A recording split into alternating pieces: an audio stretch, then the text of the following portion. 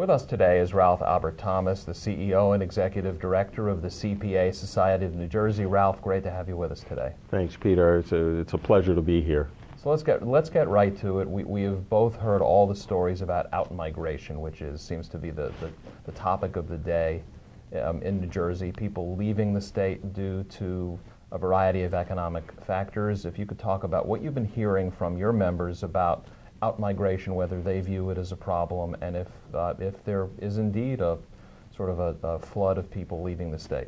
Yeah, and there is. We recently did a survey with Franklin and Marshall and one of our other state societies, and we were able to split it between New Jersey and Pennsylvania was the other state society, and we had a couple of questions on that survey regarding outward migration. And at the end of the day, 81% of our members believe that that's why people are leaving the state, and in particular their clients.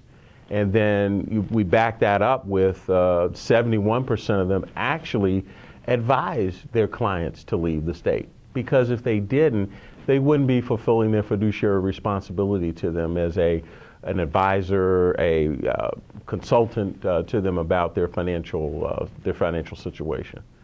Why are they leaving the state? Well, because at the end of the day, New Jersey, right, wrong, or indifferent, has one of the toughest tax structures in the country, and particularly on two areas, estate and inheritance tax. We, along with the state of Maryland, are the only two states that have both taxes. Many of the other states either don't have them, or they mirror the federal exemption level, which is I think 5.2 million. I'm not a tax guy, so I think I'm in the ballpark.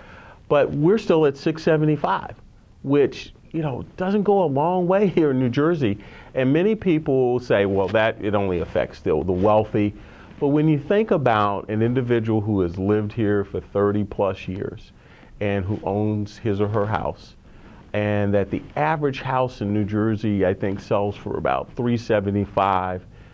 It doesn't take, you know, but a little 401k on top of that to get you to the 675, and therefore you've hit the exemption level.